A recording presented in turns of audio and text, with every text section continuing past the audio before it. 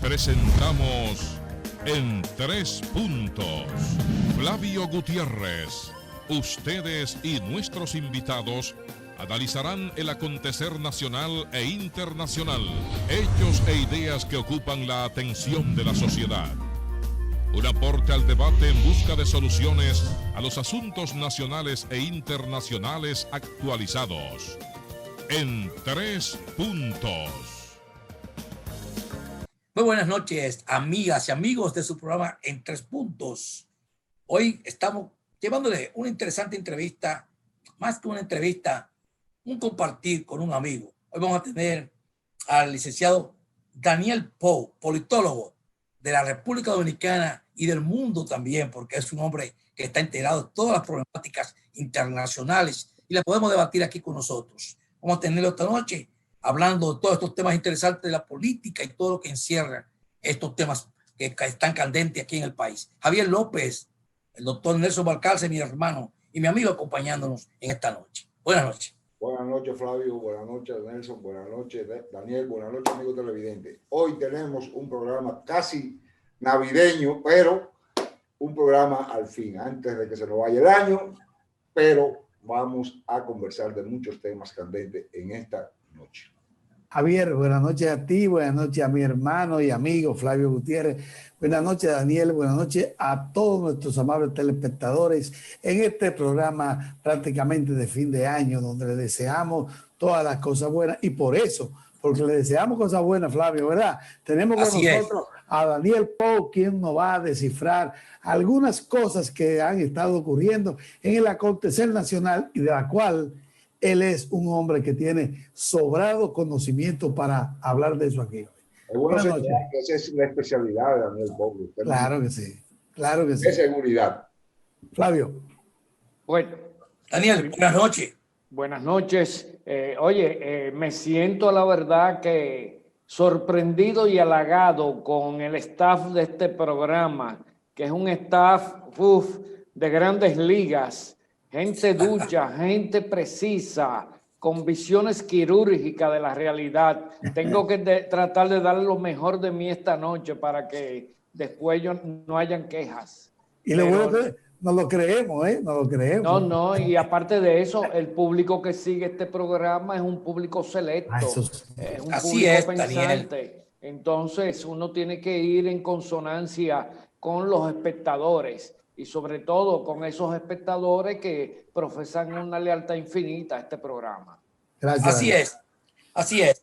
Daniel, bueno, como hombre experto, como hemos dicho aquí en la introducción, en la política, politólogo, conocedor de todos estos procesos, a nosotros nos gustaría, estamos ahora mismo inmersos en un gobierno recién instalado, un gobierno con muchos retos para poder afrontar la situación económica, política y sanitaria. Me gustaría que con tu experiencia me hicieras un análisis de introducción de cómo tú ves el accionar del gobierno en estos 3-4 meses que tiene ya en funciones. ¿Cómo tú lo ves, cómo lo percibe la población y cómo se ven ellos hacia sí mismos en lo que serían sus actuaciones? Adelante. Sí, indiscutiblemente que a este gobierno que asumió el poder el 16 de agosto pasado, le ha tocado una de las situaciones más difíciles y con más retos que hemos tenido en la historia republicana de nuestro país. Estamos impactados por una pandemia que ha cambiado, le ha dado un giro de 180 grados a todo lo que es el escenario nacional e internacional. Y sobre todo en un mundo globalizado y un mundo interconectado, que cualquier situación que se produce en un punto del planeta impacta de alguna manera a las demás latitudes. Entonces, desde ese punto de vista, hay que decir que, bueno, el licenciado Luis Abinader no es necesariamente un hombre de Estado. Es la primera vez que ocupa una posición pública. Y el Estado del siglo XXI, sobre todo a partir del 2010, es un Estado que va adquiriendo complejidades, los paradigmas que teníamos antes del 2010 realmente han sido trastocados y superados por nuevos paradigmas. Ya la democracia no es la democracia por la que apelábamos hace 20 años.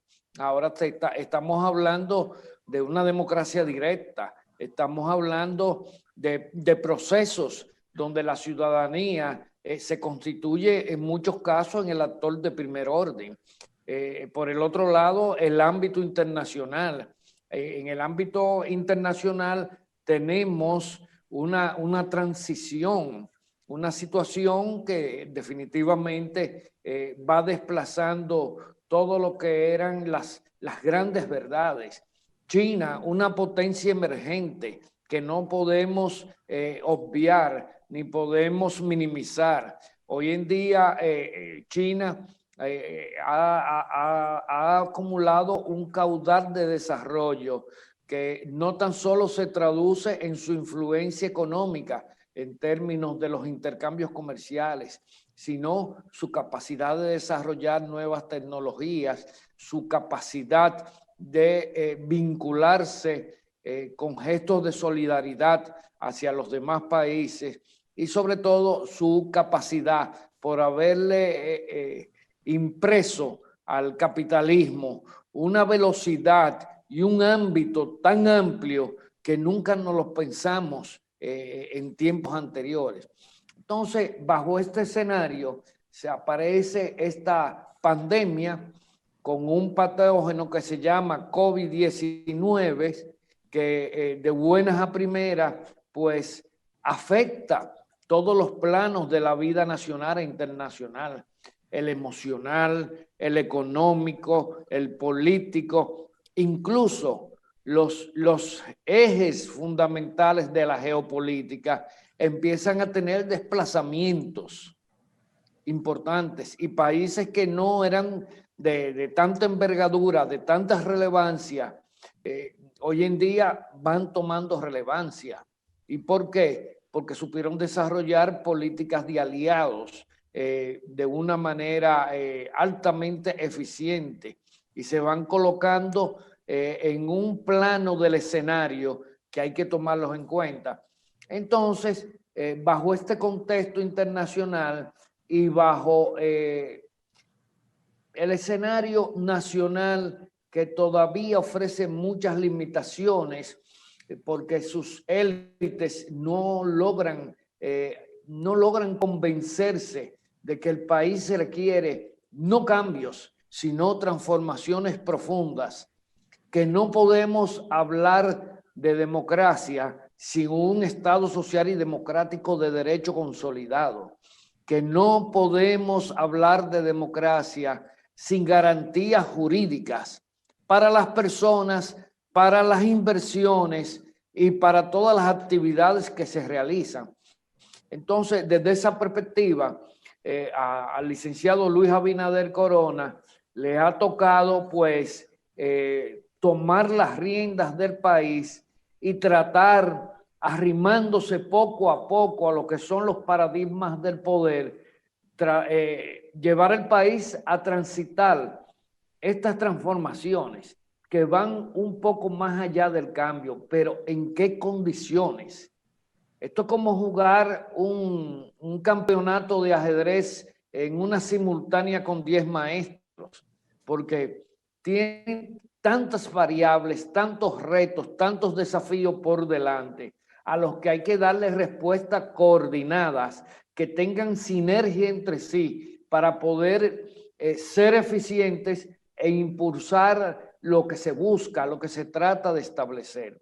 Y ante esta situación, el licenciado Luis Abinader ha emprendido lo que es su proyecto de gobierno, que en cierta medida es un proyecto de nación. Y desde este punto de vista, él tendrá que gestar los grandes consensos desde las élites hasta los sectores más humildes para poder asumir esta nueva etapa de la vida republicana.